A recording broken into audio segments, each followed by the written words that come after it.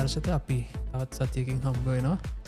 හැබැයි අපි හිතපු විදිර නෙවේ අපද අපේ එපිසෝඩ් එක පටන්ගන්න හිට අපි දෙවල්ටික කතා කරගෙනාව නමුත් කනගාටුදායක ප්‍රෘතියක් අන්න ලැබෙනවා. ඔවු මේ ඇතරම ගැන අපි කතා කරන්න හිතාගෙන ආපු මාතෘකාවක් නමුත් ඒක තව ටිකක් කාලීන වුණා මේ වෙලාව ඇතර මේ අපිට මේ ෂූට් කරන පටන් ගනිද්දී ආරංචියක් ලැබුණා ප්‍රවීණ ගායිකාව නන්දා මාල්නිය අප අතරින් වෙන් වෙලා තියෙනවා කියලා. මම හිතන්නේ නන්දා මාල්නිය ගැන අමුතුවෙන් අපේ ඔඩියන්ස් එකට හඳුන්වා දෙන්න දෙයක් නැහැ. ඒ කියන්නේ එතුමිය ගායනා කරපු ගීත ඒවයි සමාජයේ ඇති කරපු පෙරලි ගැන මං හිතන්නේ හොඳ අවබෝධයක් තියෙනවා. ඉතින් එතුමිය අද අපේ අතරින් වෙන් වෙලා තියෙනවා. ඒකත් එක්කම මං හිතන්නේ අර අපි එතුමිය ගැන ඇත්තටම කතා කරන්න හිතාගෙන තමයි අද ආවේ. මොකද ළඟදී හරිම සංවාදාත්මක මාතෘකාවකට සහ අපිට නිකන් සමාජ මාධ්‍යයේ බුලි වෙනා වගේ දෙයකට මං හිතන්නේ ලක් වුණා කියලා හිතන්නත් පුළුවන්. මොකද මේ සාමාන්‍යයෙන් නන්දා මාල්නිය ගැන අපි පොඩි කාලේ ඉඳලා මේ කියන්නේ ලොකු මේ ජනප්‍රසාදයක් තියෙනවා. ඒ කියන්නේ ලංකාවේ සම්මානීය ගායිකාවක්, අතිශය ජනප්‍රිය ගායිකාවක්, ගොඩාක් මේ රෙස්පෙක්ට් එකක් තියෙන, ජනප්‍රිය විතර නෙවෙයි රෙස්පෙක්ට් එකක්, ගෞරවයක් තියෙන ගායිකාවක්. හැබැයි මේ මං හිතන්නේ අපි දින කීපයකට කලින් දැක්කා මේ පොඩි නැරටිව් එකක් හැදුවා සෝෂල් මීඩියා වල නන්දා මාල්නියගේ ගීත ගැන, විශේෂයෙන්ම ඔය 88 89 සහිත පෙර කරපු පවන ආශ්‍රිතව කරපු ගීත ගැන, විරෝධාකල්ප ගීත ගැන. හැබැයි ඒක කියන්නේ ගීත ගැන කියන්නේ මේ ගීත ගැන විරෝධය තිබ්බට ඒක ඇත්තටම මේ පෞද්ගලික මඩ ප්‍රහාර තමයි වැඩිපුර තිබ්බේ. ඒකෙදි මේ ගොඩක් ඒ කියන්නේ ඒක මේ රිෆ්ලෙක්ට් එක ගැන ඒක පිට කරේ හරි විදියකටද කියන පිළිබඳ ප්‍රශ්නයක් තියෙනවා. ඒක එල්ල කරේ කොහොමද? ඒ කියන්නේ විවේචන තිබ්බා මේ එතුමියගේ ගීත හින්දා මේ තරුණයෝ උසුගැන්නුවා, ප්‍රශ්න ඇති කරා සහ ඒ පෞද්ගලික ජීවිතය ආශ්‍රිතව කරුණු අරගෙන නිකම් මඩක් ගහලා තිබ්බා. අපි ගිය සතියේත් කතා කරා මිනිස්සු බුලි කරනවා කියලා. නන්දා මාල්නියත් මං හිතන්නේ පහුගිය දවස් කීපයක් තිස්සේ බුලි වුණා. ඒක මට නම් හිතුනේ මේ ගොඩක් يعني වැරදි තැනක් කියලා. ඒකත් එක්ක තමයි අපි කතා කරමු කියලා හිතාගෙන ආවේ. නමුත් ඒත් එක්කම මේ ආරංචියක් ලැබුණා. අර මේක ආයිත් මං හිතන්නේ අපි අර දේශපාලන සංස්කෘතිය සහ සමාජ සංස්කෘතිය ඇතුලේ තියෙන කාරණාවක්. අපි දෙයකට කොච්චර අකමැතිද, අපිට අකමැති දේවල් එක ජීවත් වෙන්න පුළුවන්ද කියලා කියන එක ගැන මං හිතන්නේ මේ හොඳ මේක එක්සැම්පල් එකක්. අර මේ අපිට දැන් නන්දගේ වචන වලින් කියනවා නම් මං හිතන්නේ කොහොමද තියෙනවනේ ගීතයක් මා සඳට කැමැති බව දැනගෙන ඔබ සඳ අයින් කළා හසෙන් කියලා. ඉතින් ඒ විදිහට මං හිතන්නේ මේ පොඩි දේශපාලන වේදිකාවේ තේ උත්සාහය තිබ්බා. ඒ කියන්නේ දේශපාලනයෙන් කැමති නැති හින්දා එයා හදපු චින්තනය සහ ගීත කලාව ප්‍රතික්ෂේප කිරීමට උත්සාහයක් දරුවා සහ මං හිතන්නේ නව නැරටිව් එකක්, අලුත් නැරටිව් එකක්, නව ආඛ්‍යානයක් ගොඩනගන්න උත්සාහ කරා නන්දා මාල්නියට. පස්සෙන් ඉඳන් බලනකොට නිකන් පේන්නේ ඒක නිකන් ප්‍රොපගැන්ඩා එකක් වගේ. ප්‍රොපගැන්ඩා එකක්. ඒක ප්‍රොපගැන්ඩා එකක්. ඒක සහ විශේෂයෙන්ම ප්‍රොපගැන්ඩා එකකින් මේ ඒක අතෑරියා. ඊට පස්සේ ඒක මම හිතන්නේ සමාජය වෙන විදියකට වැළඳගත්තා වගේ ඇත්තෙනවා. සහ මේ සමාජය වැළඳගත්තකොට මම හිතන්නේ ඒක ප්ලාන්ටඩ්. ඒක ප්ලාන්ටඩ් නේ. කියන්නේ අර ඕගනිකලි මිනිස්සු වැළඳගත්තාම නෙමෙයි ප්ලාන්ටඩ්. ඒක වෙන්නේ ගොඩක්ම දේශපාලනික කාරණා. කියන්නේ මම කියන්නේ දේශපාලනිකව නන්දා මාල්නී හෝ සුනිල් ආරරත්න හෝ වෙන කිසිම කෙනෙක් එක්ක එකඟ වෙන්න ඕනි එහෙම කියලා. නමුත් අපි ඔය නන්දා මාල්නී ඒ කාලේ පවන එක, නන්දා මාල්නී, ගුණදාස කපුගේ, සුනිල් ආරරත්න තව විශාල පිරිසක් ඒ පිටිපස්සේ ඉන්නවා. ඒ කට්ටිය මේ ඒ කාලේ කරපු යම් සමාජ විප්ලවයක් තියෙනවා. විප්ලවය දැන් අපි ඒක පෞද්ගලිකවත් දැකලා නැහැ. නමුත් ඒ ගැන ගොඩක් කතා බහට ලක් වෙනවා. සහ ඒ ගීත අදටත් ඇහුවම අපිටත් ඒ හැඟීම් සහ ඒ ගීතවල තියෙන දේ දැනෙනවා ඒකටනේ ගොඩක්. සහ ඒ ගීතවල කෙලින්ම යමක් කියලා නැහැ සමහර ගීතවල ඒවා. ඔව් ඒක තමයි දැන් ඒක මේ මොකද ඒක ගීතය ගැන ඒ ගීතේ තේරුම් ගන්නත් නිකන් යම් කිසි මට්ටමකට සබුද්ධික වෙන්න ඕන කියලා මට හිතෙනවා. ඒක අනිත් එක මම දකින්නේ අපි කාලානුරූපේ කන්ටෙක්ස්ට් එක සන්දර්භය බලන්න ඕනේ. ඔය කාලේ තිබ්බ මොන වගේ රාජ්‍ය ක්‍රමයක්ද? කවුද පාලනය කරේ? කාගේ අවශ්‍යතාවයන් වෙනුවෙන්ද තිබ්බේ මෙරටේ විශේෂම තරුණයන්ට තිබ්බ මොකද තරුණයෝ උසු ගැන්නුවා කියන්නේ. නමුත් ඒ කාලේ තරුණයන්ට තිබ්බ ප්‍රශ්න මොනවද? ඒ ඔක්කොමත් එක්ක තමයි ඔය ගීත සංස්කෘතිය බිහි වෙන්නේ සහ ඔය මේ අර උදිත් කිව්වා වගේ මේ විරෝධාකල්පී ගීත කියන එක. දැන් විරෝධාකල්පී ගීත කියන එක ලංකාවට අලුත් දෙයක්ුත් නෙමෙයි ලෝකෙට අලුත් දෙයක්ුත් නෙමෙයි. රයිට් ඒ කියන්නේ අපි ජාත්‍යන්තර බැලුවොත් වික්ටර් හරා බොබ් මාලේ පීටර් සිංගර් ඒ වගේ මේ ජාත්‍යන්තර පිළිගත්ත විරෝධාකල්පී ගීත රචකයෝ ඉන්නවා. ඉතින් ඒ වගේම මොකද යාලා ඒ විරෝධාකල්පී ගීත කියන්නෙම ලංකාවේ පවතින ලංකාවේ ලෝකේ ඕනෑම තැනක මේ පවතින දේශපාලන ව්‍යුහයන් වලට විරුද්ධව තමන්ගේ කලාව ගීත පාවිච්චි කරනවා කියන අදහස. ඉතින් ඒක ලංකාවෙත් නන්දා මාලිනීලා ගුණදාස් කපුගේලා වුණා සහ ඒක මේ දැනුත් වෙනවා. ඒ කියන්නේ මම මෑත කාලිනව ගත්තොත් මතක නම් සාදර බණ්ඩාරගේ ගීත කීපයක්ම තියෙනවා. ඔය පොඩ්ඩියේ ඉඳලා ගොඩක් ගීත තියෙනවා. චරිතත්තලගේ යෝගේශ්වරී ඉසඩ්58 ඒ වගේ ගීත තියෙනවා. ඉතින් මෑත කාලේනත් ඔය මේ විරෝධාකල්ප ගීත තියෙනවා. ඉතින් ඒවා පවතින සන්දර්භය එක්ක වෙනවා සහ මේ ඒක මං හිතන්නේ ඉස්සරහටත් වෙයි. වෙන්න ඕනි. ඒක මොන පැත්තටද පවතින ඒ කියන්නේ දේශපාලන මතවාදය මොන දිශාවකට වුණත් මම ඒ හැම දිශාවෙම විරෝධාකල්ප ගී එහෙම නැත්නම් අර ඒ වෙච්ච සිදුවීමක් වටා ගොඩනැගෙන ගීත ඒ වගේ දේවල් දෙපැත්තෙම වෙනවා සහ ඒකට අපිට මම හිතන්නේ ගන්න පුළුවන් මීට වඩා හොඳ විදියට ඒක සංවාදයකට ගන්න පුළුවන් විචාරයකට ගන්න පුළුවන්. අපේ මේ දැන් අවුරුදු 30කට විතර පිටිපස්සේ ඉඳලා බලලා මේක මෙහෙමයි කියලා එහෙම එකපාරට විවේචන නෙමෙයි ඒක නිකන් එන මේ කැත විදිහට ඒක ගියේ ඔය එහෙම මේ කතා කරන්න බෑ. කතිකාවතක් ඒකට ගොඩ නැගුණේ නැහැ. නැත්නම් මම හිතන්නේ ඒ ගත්ත මාතෘකාව අල්ලලා අපිට ඇත්තටම හොඳ සංවාදයක් ගොඩනගන්න අනිවාර්යයෙන්ම හොඳ සංවාදයක් ගොඩනගන්න තිබ්බා. ඒ සංවාදය ගොඩනැගුවේ නැහැ. ඒ වගේම දැන් ඒක වෙනම පැත්තකට පෞද්ගලික මඩ ප්‍රහාරයක් නිකුත් වුණා. දැන් ඒ සම්බන්ධයෙන්ම සම්බන්ධ වුණා මම හිතන්නේ මේ මහාචාර්ය නිර්මල් රංජිත් දේවසිරි කරපු ප්‍රකාශයක් සම්බන්ධයෙන්. ඒකත් මම හිතන්නේ එතුමා කරපු ප්‍රකාශයට තේරුම් ගන්න නැතුව ඒ කියන්නේ අපි ඇකඩමික් කෙනෙක් අධ්‍යයනයක් කරන ඉතිහාසඥයෙක් පවත්වපු අදහසක් අර සාමාන්‍යයෙන් එළියේ ඉඳන් කෙනෙක් දරන කියන්නේ සම්ප්‍රදායිකව ඉතිහාසය පිළිබඳව අපි අහපු මිත්‍යා කතා කියන්නේ වැරදි කතා කියන එක නෙමෙයි. නමුත් මිත්ස් කියන එක එක ගොඩනැගිච්ච සංවාදයක් ගැන තමයි කතා කරන්නේ.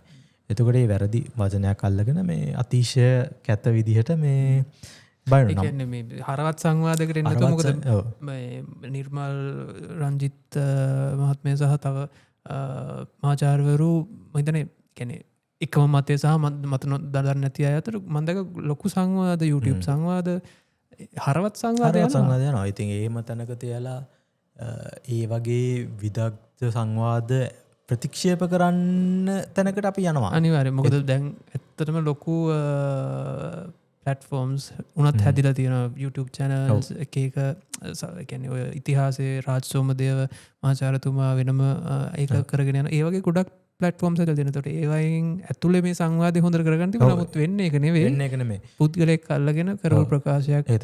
අනික මේ facts and figures එක්කත් නෙවෙයි කතාව යන්නේ. ඒක මේ ගොඩක්ම emotions එක්ක මොකද මේ අපි අහලා තියෙන මේ narrative එකක් තියෙන narrative එකට යන්න ඕනේ. ඒක අපිට හිතන අර confirmation bias එකක් ඉන්නවා. අපිට තියෙන නැඹුරුවට ළඟින් යන දෙයකට තමයි අපි එකඟ වෙන්නේ. ඊට පිට නම් අපි එකඟ වෙන්නේ නැහැ කියන තැන තමයි ඉන්නේ. නමුත් එතනින් එහාට ගිහිලා අපි සංවාදයක් ඇති කරගන්නේ කොහොමද? සහ ඒ කියන්නේ අපිට එකඟ වෙන්න අවශ්‍යයි කියන එක නෙමෙයි.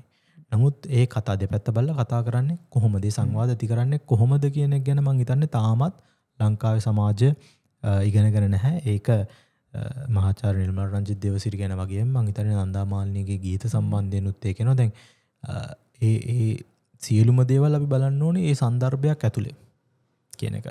ඉතින් මම එකඟ නැහැ ඒ විදිහේ විවේචන කරනවට. සහ කලාව පැත්තෙන් ගත්තම කලාව කියන එක ඕන කෙනෙක්ට ඕන විදිහට දක්වන්න පුළුවන්. සහ කලාව ඇතුලේ දේශපාලනය සහ දේශපාලන ඇතුලේ කලාව දෙක බෙදලා වෙන් කරන්න බැහැ ඉරක. ඔව් අන්තේ කලාව ඇතුලේ දේශපාලනේ තියෙනවා. දෙපැත්තම තියෙනවා ඉතින්. ඒ කියන්නේ අපි ඉස්සර ඔය මේ හටන් කවි ගැන අහලා තියෙනවා. එහෙම නැත්නම් දැන් මහාවංශය වුණත් ගත්තාම ඇත්තට මේක මේ සාහිත්‍ය කලාත්මක සහ පොලිටිකල් ප්‍රොජෙක්ට් එකක් ඔව් ඒ කියන්නේ ඒ හැම අතින්ම ඒ කියන්නේ හැම පැත්තටම මේක හරවන්න පුළුවන් සහ ඒක ඉතින් අවිවාදාත්මකයි ඔය මේ කලාව සහ සාහිත්‍ය ඒක දේශපාලනයත් එක්ක ඉතින් බැඳිලා තියෙනවා සහ සමහරලාට කලාවේ ප්‍රගමනය සහ ඒවා රඳා පවතිනම දේශපාලනය සහ ඒ උඩ අනිත් එක මේවා හැමෝම කරන්නේ මිනිස්සු කියන්නේ ඉතින් දේශපාලන සත්වයෝ අපිට මධ්‍යස්ථව හිත් කියන්නේ 100% මධ්‍යස්ථ මිනිස්සු නෑ ඒක හරි 100% මධ්‍යස්ථ මිනිස්සුත් නෑ හැමෝම යම් අදහසක් තියෙන්න ඕනේ ඒ දේශපාලන මත එක්ක කතා කරන්න ඕනේ ඒකත් එක්කම ආපු දැන් ඔය නන්දමාලිනියත් එක්ක කතා වෙන අනිච්චාර්ය සුනිල් නාරරත්න මහත්මයා මේ මෑත කාලේ කරපු චිත්‍රපටි තියෙනවා මම පෞද්ගලික ලොකු කැමැත්තක් නෑ චිත්‍රපටි වලට ඒ කියන්නේ නමුත් රජකාල චිත්‍රපටි ඓතිහාසික චිත්‍රපටි ඔය ට්‍රෙන්ඩ් එකට කරානේ හැබැයි මේ දැන් විවේචන කරන පිරිස්ම ඒ කාලේ ඒ ආදරෙන් වැළඳගෙන මේ උඩ පැනගෙන ගියා. හැබැයි දැන් අද විවේචන කරනවා. හැබැයි මම කියන්නේ මේ නිර්මාණ වලට ඉඩ තියෙන්න ඕනේ. මම අකමැති වුණා කියලා නෙමෙයි. මේ නිර්මාණ වලට ඉඩ තියෙන්න ඕනේ. ඒ වගේම ඉස්සරහට තේන නිර්මාණ වලට විවිධ තියෙන දේශපාලනයේ අර කලින් කිව්වා වගේ මේක දේශපාලනිකයි. කලාව කියන එකත් දේශපාලනිකයි.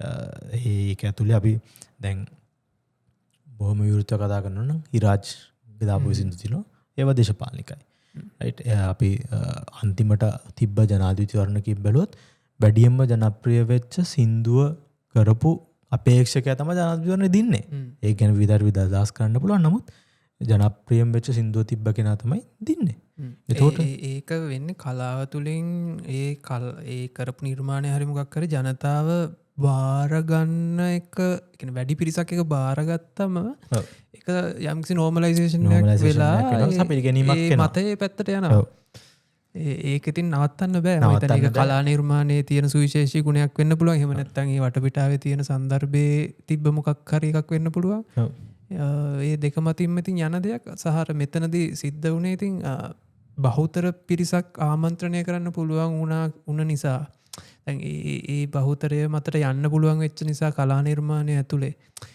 එහෙම කරන්න පුළුවන් හැමෝටම බෑනේ. එතකොට ඒ හැකියාව සහ ඒ දේවල් එක්ක ආයෙක මේ කියන්නේ මිනිසුන්ට ඒ අවශ්‍යතාවය දැනිච්ච හින්දා ඒ අවශ්‍යතාවයට රෙස්පොන්ඩ් කරා ඒ වෙලාවේ. එහෙම නැත්තම් ආවට ගියාට මේ සින්දුවක් දැම්ම කියලා ඒ වෙලාවේ එක මේ වෙන්නේ සින්දුව එන කොච්චර එනවද එහෙම සින්දුවක් දාප්පලයට මිනිස්සු ඇවිස්සෙන්නේ නැහැ. මිනිස්සු අනික ඒ සින්දුවල දැන් කලින් කිව්වාගේ ඒක හරිම කෙලින්ම කියලත් නෑනේ හරිම ඒ දෙන පණිවිඩය තේරුම් ගන්නවා කියන්නෙම වෙනම කලාවක් ඉතින් අර මම අපි ආයිත් මහිතන්න කියන්න ඕනේ තැනට ආවොත් සින්දුව ඇතුළේ දේශපාලනයක් තියෙනවා කලාව ඇතුළේ දේශපාලනයක් තියෙනවා ඒ දේශපාලනයට අපි එකඟ වෙන්න පුළුවන් නැති වෙන්න පුළුවන් හැබැයි ඒක සංවාදයක් බවට පත් කරගන්න ඕනේ එහෙම නැතු නිකම් මේ ප්‍රොපගැන්ඩා මඩ කැම්පේන් එකක් කරන්න නැතුව ඉතින් විශේෂයෙන්ම දැන් නන්දමාලිනිය වගේ ඒ වගේ සමාජ වෙනසකට දායක වෙච්ච කණ්ඩායම් ගැන අපි කතා කරද්දී අපි එකඟ නොවුනත් ඔවුන්ට හිමි ගෞරවයක් තියෙනවා. ඒ ගෞරවයත් එක්ක කතා කරන්න ඕනේ.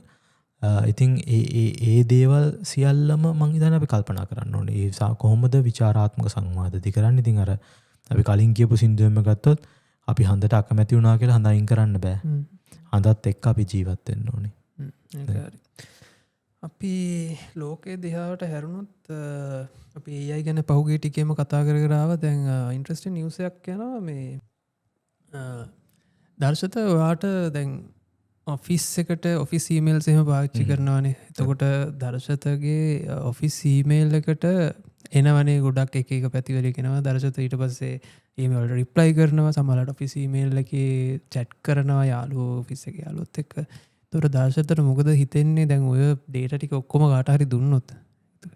ඔව් ඒක මේ එහෙම ඊමේල් ඇඩ්‍රස් අරම ගොඩක් ගත්තොත් කොයි විදිහටද කියන්නේ නැති අතන පෞද්ගලික කාරණා කියන්නේ මේ ළඟදිත් මට ඊමේල් එකක් ආවා මේ බැංකුවකින් ඒක මේ නිල ඊමේල් එක හැබැයි හැමෝගෙම ඊමේල් ඇඩ්‍රස් CC කරලා තිබ්බේ BCC කරලා නැහැ ඒකට හැමෝගෙම ඊමේල්ස් ටික එක්ස්පෝස් වෙලා තියෙන්නේ එතකොට ඒ වගේ දත්තත් මෙහෙමයි තියෙන ඔෆිස් ඊමේල්ස් වලට දැන් මේ වෙලා තියෙන්දේ තමයි Google එක Google මහිතන්නේ AB ඇල්ෆබෙට් කියන සමාගම මේක සල්ලි දීලා අරන් තියෙනවා ෆුල් එයා ලයින් එකම ඩේට දැන් අපි එයාලයින් ඩේට කියලක නිවසමාත් මුලිම දැක්කම මේක ගියේ මේ එයාලයින් එකේ මංහිතුවේ ඉතින් ෆ්ලස්ටමස් ලගේ ෆ්ලයිට්ස් කැන මේවා නමුත් මේකොල්ලු අරන් තියෙනවා මුළු ඒයාලයින්න එම්පලොයිස් ලගේ ඩේට එම්පලොයිස් ලගේ ඊමේල්ස් චැට්ටි ස්ට්‍රීම් ටීම්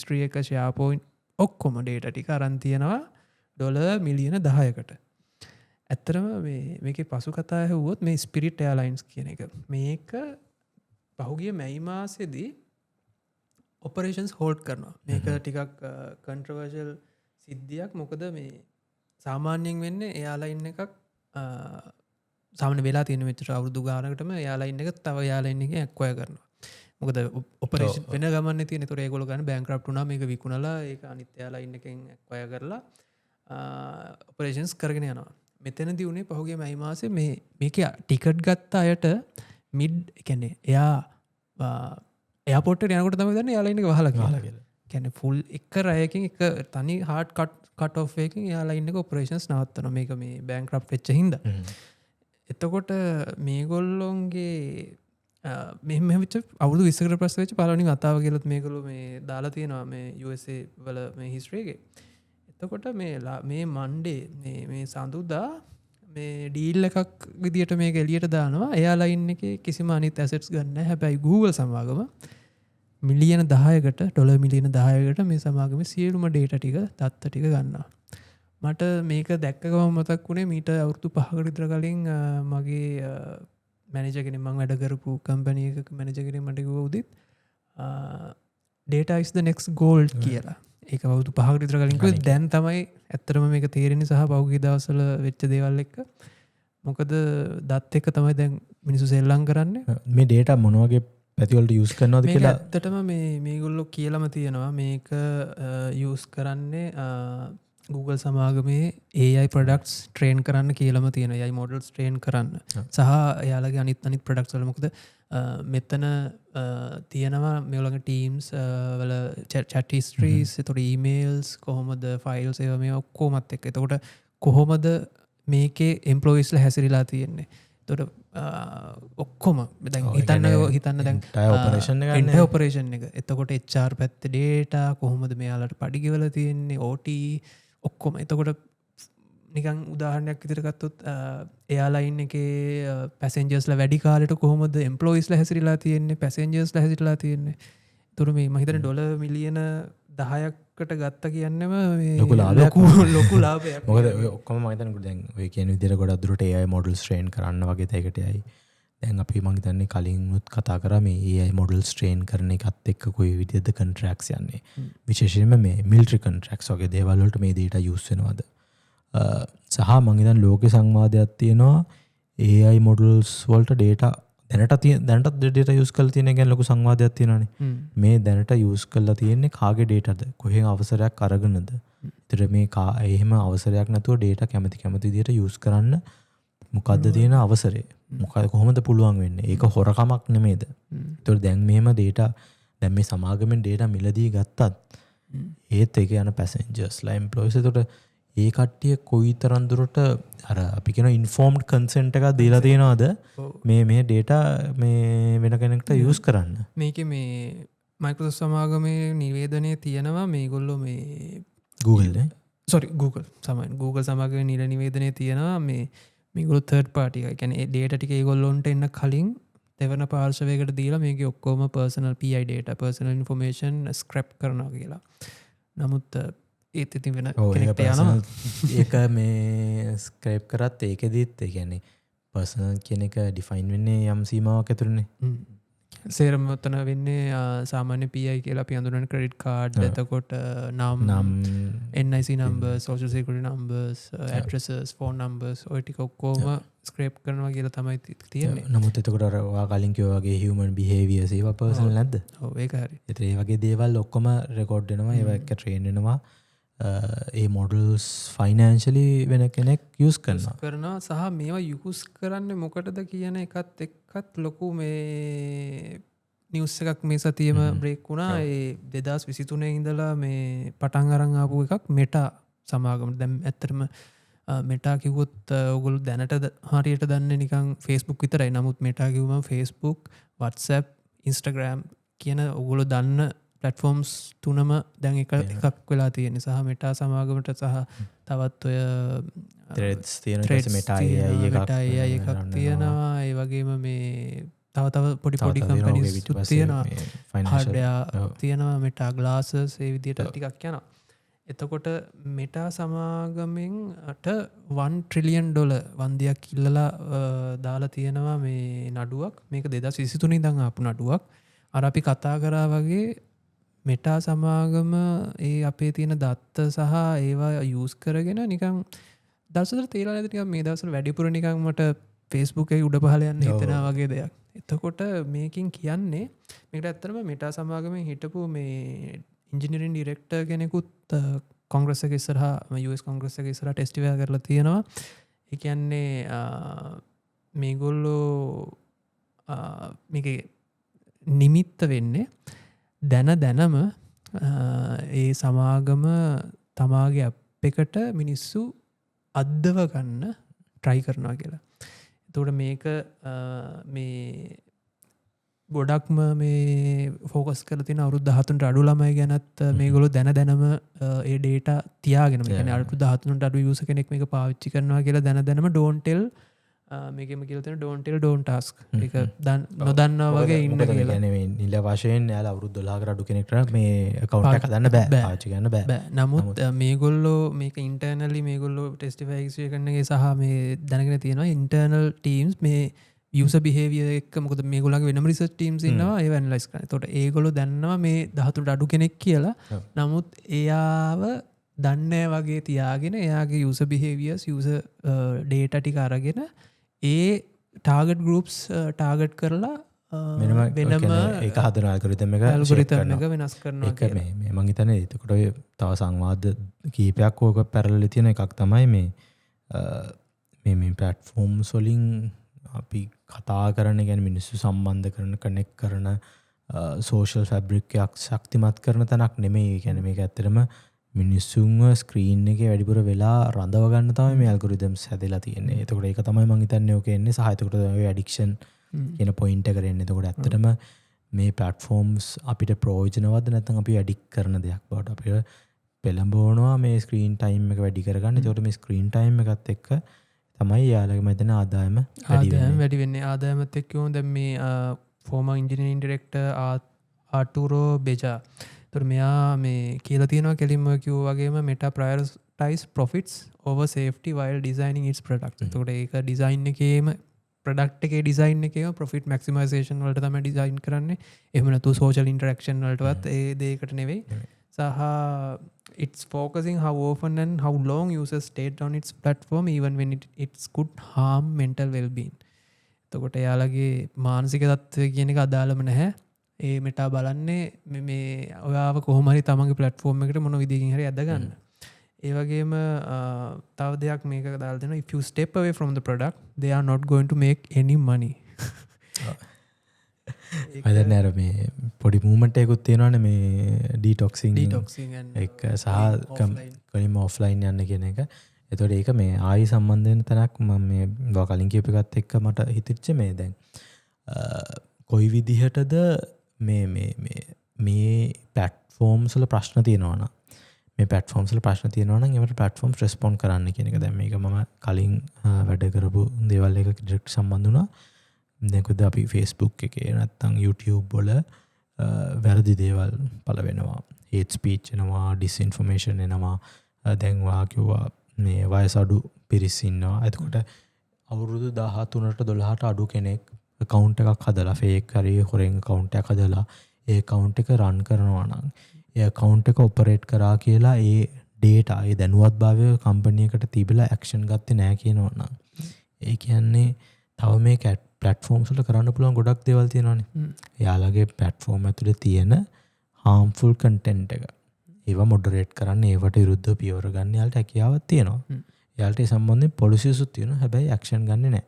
ඒක ඇත්තටම ගත්තාම මේ platforms ප්‍රොෆිට්න බලන්න මේ ප්‍රශ්න තියෙනවාද මේවා තුළේ වෙන ඩිස්කෂන්යක් හැදුනාද ළමයින්ට මේක හානි වුණාද සමාජය තුළ ගැටලු හති වුණාද කියන එක සම්පූර්ණය මත ඇරල දාලා මේ ඇල්ගොරිතම් ට්‍රේන් කරනවා යාලගේ වීවර්ෂිප් එක යාලගේ යූසර්ස්ලා වැඩි කරගන්න ඒත් එකම ප්‍රොෆිට් එක වැඩි කරගන්න කියන එක.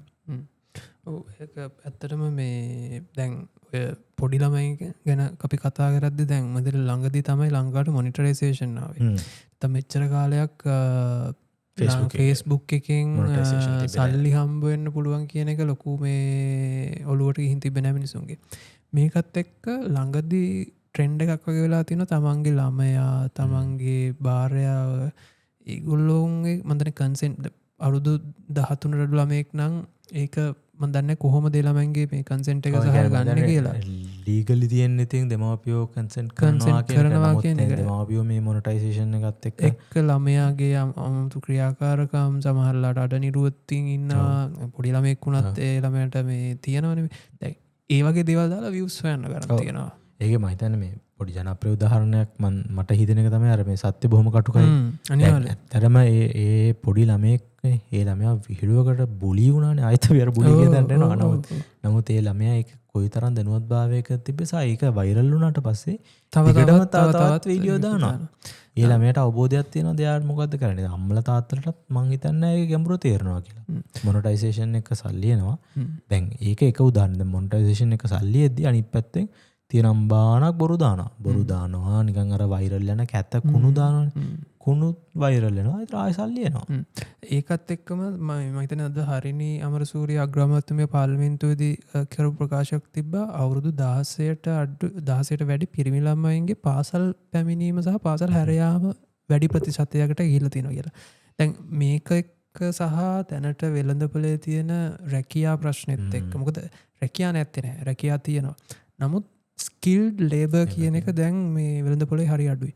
එතකොට ඔය Facebook මොනිටරයිසේෂන් කන්ටෙන්ට් ක්‍රියේෂන් සහ ඕවත් එක්ක ඊළඟට මම හිතන්නේ ඊළඟ දශකයේ ඊළඟ අවුරුදු 5 ඇතුළත මට පේන දෙයක් තමයි දර්ශත අපිට ලොකු අඩුවක් වෙනවා. ඒ කියන්නේ ඒ ඉන්න තරුණ පරම්පරාව ඔයා හිතන්න තරුණ පරම්පරාවෙන් 50% විතර කන්ටෙන්ට් ක්‍රියේට් කර Facebook එකේ ලයිව් එකක් ගිහිල්ලා ඒකෙන් එන සල්ලි මත මොකද ඒක හරිම ලේසි කියලා තමයි මිනිස්සු හිතන් ඉන්නේ. ඒක මතම යැපෙන්න ගත්තම අවුරුදු 16 ළමයෙක් අයින් වෙලා මේ වගේ දේවල් වලට කන්ටෙන්ට් ක්‍රියේෂන් එහෙම නැත්නම් මේ හොඳ නැහැ කියනව නෙවෙයි. නමුත් ඒකට අවශ්‍ය වෙන ස්කිල් එක අඩුයි.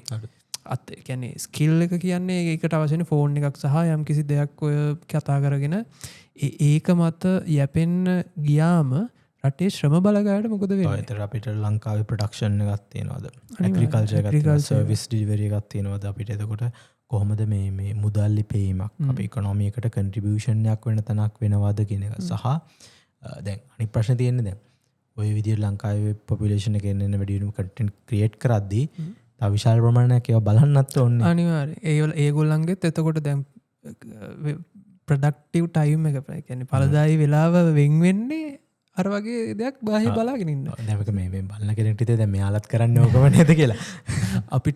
අපිට මම හිතන්නේ මේ ප්ලැට්ෆෝම් එකේ අපේ කිසිම අරමුණක් නැහැ මොනිටරයිසේෂන් සහ ෆයිනෑන්ෂල් ගේන් එකකට. දැන් අපි කරන්න හදන්නේ දැන් ඇත්තටම මේ කතා කරන්නේ මේ ප්ලැට්ෆෝම් වල තියෙන මේක කවුරුවත් මේ වගේ ප්ලැට්ෆෝම් එකේ කතා කරන්නේ ලංකාවේ මේ දේවල් කතා කරන්නේ නැහැ. මොකද මේ ප්ලැට්ෆෝම්ස් වල AI වල ටෙක්නොලොජි වල තියෙන මේ ටෙක්නොලොජි හොඳයි. අපි නරකයි කියන්නේ ටෙක්නොලොජි වල හොඳ පැති තියෙනවා. රයිට් ඒ කියන්නේ ඒවත් එක්ක අපි ඩිජිටලයිස් වෙන්න ඕනේ. ඒ වගේ දේවල් තියෙනවා. නමුත් ඒවා එක්කම මේකේ තව පැත්තක් තියෙනවා අපිට හිතන්න. ඒක ගැන ලංකාවේ මේ කන්ටෙන්ට් ක්‍රියේටර්ස්ලා කතා කරන්නේ නැහැ. ලංකාවේ මීඩියා කතා කරන්නේත් නැහැ. ගවර්න්මන්ට් එකත් ගැන කතා කරන්නේ නැහැ. රයිට් අපිට දැන් අර කලින් කිව්වා වගේ Google හරි Meta හරි Microsoft හරි ඇවිල්ලා ප්‍රොපෝසල් එකක් දැම්මහම අපි මේ ලෝක පූජිත සමාගම අපි යාළගේ ඕන එකක් කරන්න ඕනි කියලා මතයක් තියෙනවා. එහෙම පිළිගන්න බෑ. එයාලා යන්නේ ප්‍රොෆිට්ස් වලට. ඉතින් සමාජය තුළෙත් දැන් ආර්ථික අපහසුතා ඒ වගේ දේවල් එක්ක යාලත් බලන ඉක්මනට සල්ලි හොයන්න පුළුවන් කොහොමද කියලා. හැබැයි මම අනිත් පැත්තෙන් මම හිතන දේ තමයි දැන් කන්ටෙන්ට් ක්‍රියේට් කරලා මොනටයිස් වුණත් ඔය කියන තරම් ලොකු මුදලක් උපයන්න බෑ. ඔයා අර ඉන්ෆ්ලුවෙන්සර් කෙනෙක් ගිහලා බ්‍රෑන්ඩ් සරහා සල්ලි ආවොත් මිසක් මොනටයිස් කරලා ගැන මොක ලංකායි පොඩි පොපිලේෂන්යක් ඉන්න සිංහල හෝ ටැමිල් කතා කරලා ලොකු මොනටයිසේෂන් එකක් කරන්න බැහැ දැන් අපි ආටිස්ල කත්තත් ගොඩක් ඉන්දියා ටැප් කරන්න ට්‍රයි කරන්නේ කන ඉන්දයා ටැප් කරන නැත ඉංගලිශ් වලින් කරන්න ෆෙරින් මාකත් සල්ලන්න තංකාපි සිංහල ටැමිල් කතාකර පොඩ්ඩක් වැඩින්ද නමුත් සිංහල විතරක් කතා කලා ලොක මාකට්ට කල්ල නමාරු එතකොට මේ මොනටයිසේෂන් කිරිකට පොඩි මටතන පොඩි ෂෝට්ටම් වැඩක් ෂෝට්ට මොකද ඔයා නිකන් හිතන්න හදිද ඔය හැම එකක්ම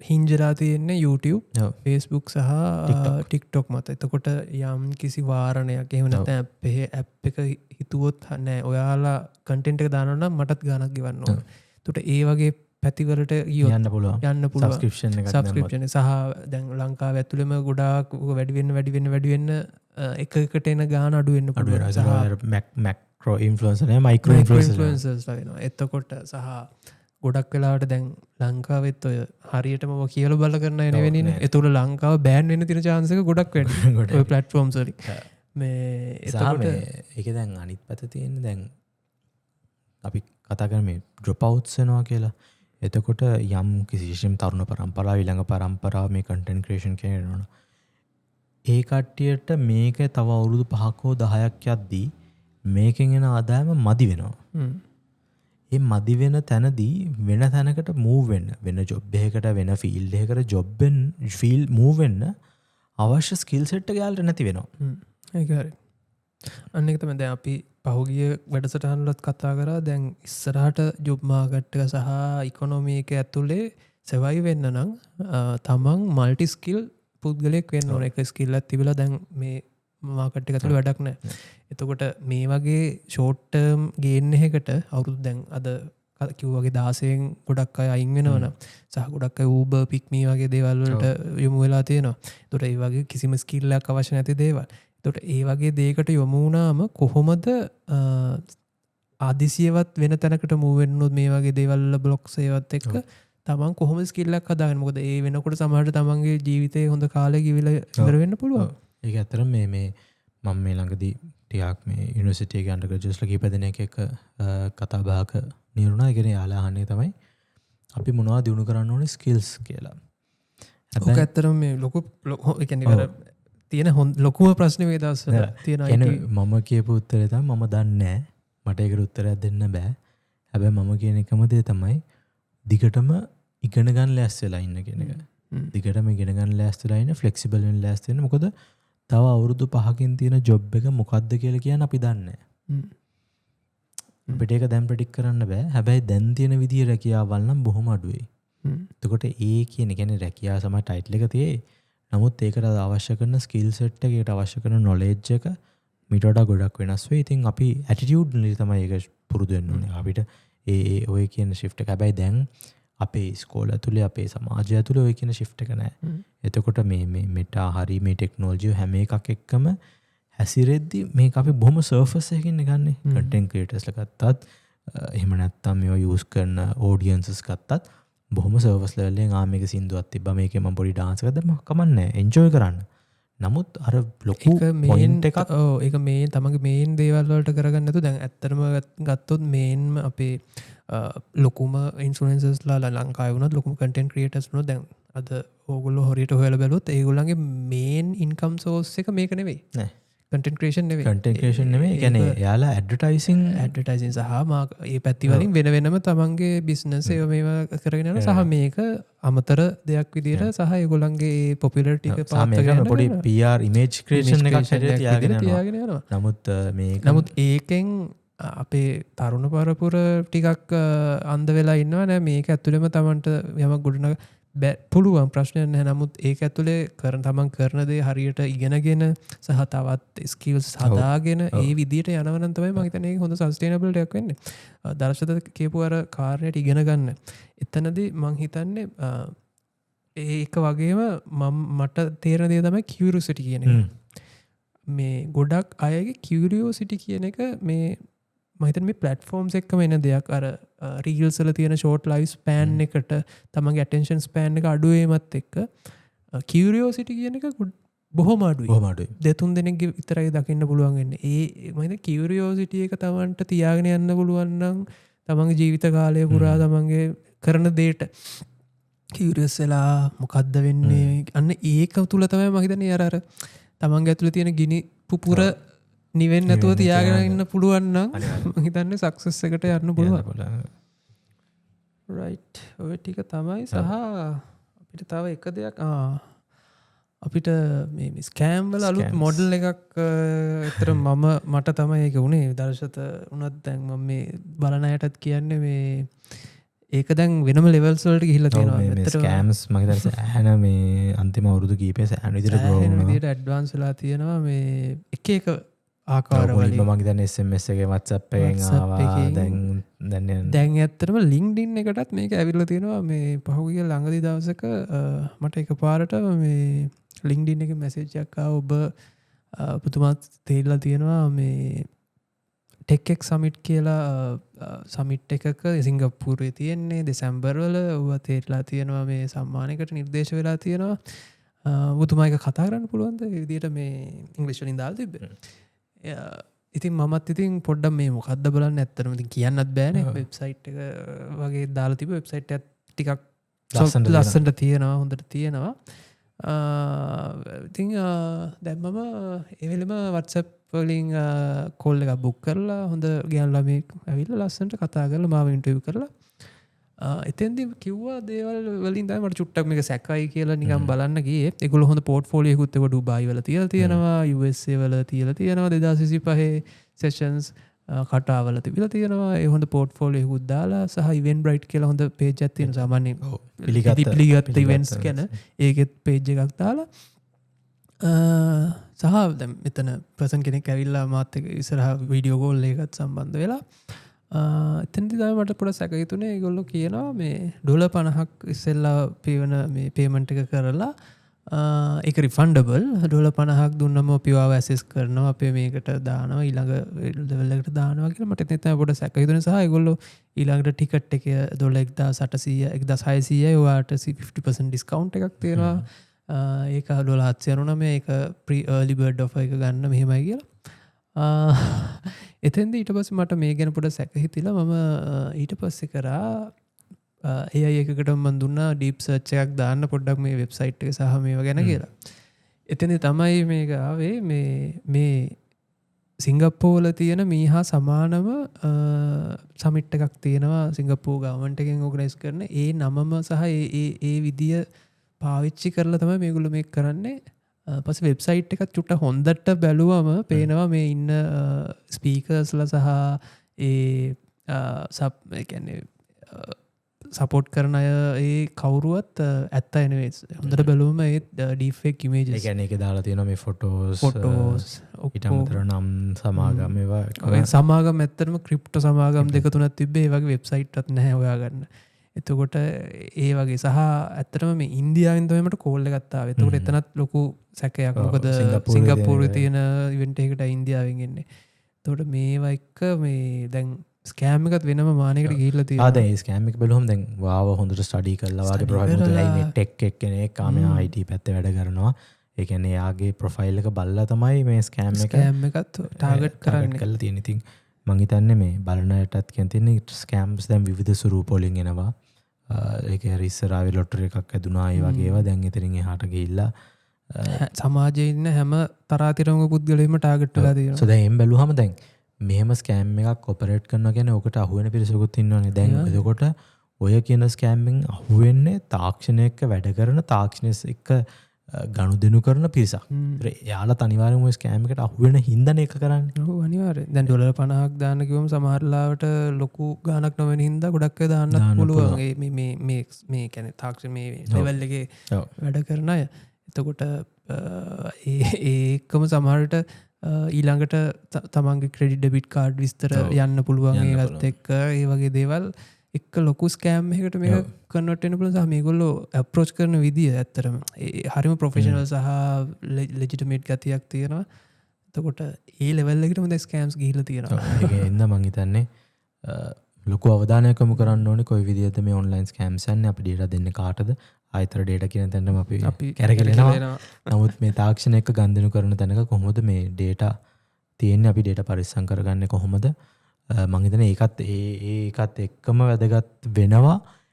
අපි අර කලින් කියපුදේ ඇයි ස්පිරිට් ලයින් එක ඩේටා ඒ විදිහට දුන්නේ මෙටා එකෙන් ඩේටා යූස් කරලා මොනවද කරේ ඒකත් එක්ක මම පොඩ්ඩක් තව කාරණාවක් මම හිතන්නේ මේ ඊයේ තව පොඩි ඉවෙන්ට් එකක් තිබ්බ උදේතා ඒක මතු වුණා මේ right to be offline කියන එක. එතකොට අපි මේ හැම දෙයක්ම ඩිජිටල් කරන වෙන තැනක කෙනෙක්ට ඔෆ්ලයින් ඉන්නත් අයිතියක් තියෙනවද කියන එක. right එතකොට මේ ඒ කියන්නේ කෙනෙක්ට ඔෆ්ලයින් ඉන්න අයිතියක් තියෙනවද? ඒ අයිතිය දෙනවද? කොහොමද ඒක මේ එක්සිකියුට් කරන්නේ? එතකොට රාජ්‍ය වෙන්න පුළුවන් වෙනත් ආයතන වෙන්න පුළුවන්. ඒ ඔෆ්ලයින් ඉන්න කෙනාටත් ඒ අවශ්‍ය සේවාවන් සපයන්න ඕනේ. right එතකොට මේ data දෙන්න අකමැති කෙනෙක් ඉන්නවා නම් ඒ data නොදී ඉන්න ඔප්ෂන් එකක් තියෙන්න ඕනේ. නේද? ඒතර ඒ කියන එකත් මම හිතනවා මෙතනට මේ පොඩ්ඩක් වැදගත් අපිට මතක් කරා නම් කියන එක. මොකද මේ data offline online කියන එකේ ලොකුම වෙනස මට හිතෙන හැටියට data එක අපේ මොන data දෙලිය තියෙන්නේ කියන එක. එතකොට කෙනෙක් අකමැති නම් සහ කෙනෙක් බය නම් දැන් අපි මේ කතා කරන බය කියන එක විශ්වාසය trust කියන එක නැත්තම් ඇත්තටම මේ එතන කියන්නේ තමන්ගේ data දෙන තැන තියෙන විශ්වාසයේ පළුද්දක් නිසානේ තමන්ට ඒක දෙන්න වෙන්නේ නැත්තම් අපිට විශ්වාසය තියන්න පුළුවන් අපි data නොදින්නේ නැහැ. ඒත් අපි දන්නවනම් අපේ මේ data භාවිතා වෙන්නේ නැහැ මේක හොඳ දෙයකට පාවිච්චි වෙන්න කියලා. අපිට දෙන එකේ ප්‍රශ්නයක් නැහැ ඕනෑම කෙනෙක්ට. එතකොට data ගැන අපිට විශ්වාසයක් නැත්නම් අපේ data පාවිච්චි කරන විදිය ගැන විශ්වාසයක් නැති හින්දා වාක්‍යෝ විදිහටම අපි අවිශ්වාස නම් අපිට ඒක නොදී ඉඳීමේ හැකියාවක් තියෙන්න ඕනේ. එන එකට අවශ්‍ය සේවාවන් සපයන්න ඕනේ. ඒ වගේම මම හිතන්නේ අපි මේ ඉස්සරහට එන ඩිජිටල් කරන්නේ ඒ ටෙක්නොලොජි එක ගැන ඒ කතා වෙන්න ඕනේ මීට වඩා. ඒ කියන්නේ ටෙක්නොලොජි එක සහ ටෙක්නොලොජි නැතුව කොහොමද මේක ඔපරේට් කරගන්නේ කියන එක. ඒක මේ ඒ කියන්නේ මෙකැනිසම් මේ කොහොමද යන්නේ කෙනෙක් යන ඉන්නවා නම් එහෙම කෙනෙක් කොහොමද එයාට අපි සේවාව සහ ඒක ෆැසිලිටේට් කරන්නේ කියන්නේ 100% ඩිජිටල් කරන්නේ කරනවා කියන එක අචීව්මන්ට් එකක් නෙමෙයි කියන එක. ඩිජිටල් කරණය වෙන ගමන්ම ඒක ඇතුලේ කොහොමද අනිත් ඒවටත් තියෙන්නේ සහ අපේ යන සිස්ටම්ස් ඇතුලේ කොහොමද මේ data වගේ දේවල් වලට ආරක්ෂාව සපයන්නේ. ඕක හොඳ මාතෘකාවක් මම හිතන්නේ අපිට කතා කරන්න පුළුවන් වෙනම ස්පෙෂල් එපිසෝඩ් එකක් දාලා අපි ඕක ඩිස්කස් කරමු. ඉතින් ගොඩක් දේවල් කතා කරා. ඒ වගේම මම හිතන්නේ පරිස්සම් වෙන්න ඕනි දේවල් ටිකකුත් අපි ස්කෑම්ස් ගැන කතා කරා. data කොහොමද මේ ඔන්ලයින් සිස්ටම්ස් වල වැඩ කරන්න කියන එක ගැන කතා කරා. ඒ වගේම මම හිතන්නේ අපි ටිකක් බරපතලින් කතා කරා මේ නන්දා මාල්නිය සහ මේ සංවාද ඒ කියන්නේ කොහොමද කලාව එක්ක යන්නේ සහ මේ ඔන්ලයින් අවකාශය අද වෙද්දි සංවාද ගොඩනගන්නේ කොහොමද සංවාද කරන්නේ කොහොමද කියන එක. ඉතින් ආයිත් මම හිතන්නේ අපේ ගෞරවය පුද කරනවා අප අතරින් වෙච්ච නන්දා මාල්නියට. ඉතින් එතුමියට නිවන් සුව ප්‍රාර්ථනා කරන ගමන් මම හිතනවා මේ අපි එතුමිය කලාවත් එක්ක කරපු සේවාව වගේම මේ දේශපාලනයේ තියෙන අපේ නොගැලපීම් ගැන ඒ හැම දෙයක් ගැන මීට වඩා සාකච්ඡා කරන්න ඕනේ. ඒ ගැන මේ කතා කරන්න ඕනේ. සහ ඒ ගැන කොහොම විදියටද ලංකාව ඇතුලේ කතිකාවතක් ඇති කරන්නේ කියන එක. මම හිතන්නේ ඒක ගොඩක් වැදගත්. අපි ආයිත් හම්බ වෙමු. ඔයාලගේ අදහස් දෙන්න, කමෙන්ට්ස් දෙන්න. අපි කියන දෙයට විරුද්ධ නම් ඒක දෙත් කියන්න. අපි කියන්නේ ඒක අපි සංවාදයක් තමයි අපිට ඕනි. ඉතින් අපි ඊළඟ එපිසෝඩ් එකෙන් හම්බ වෙමු.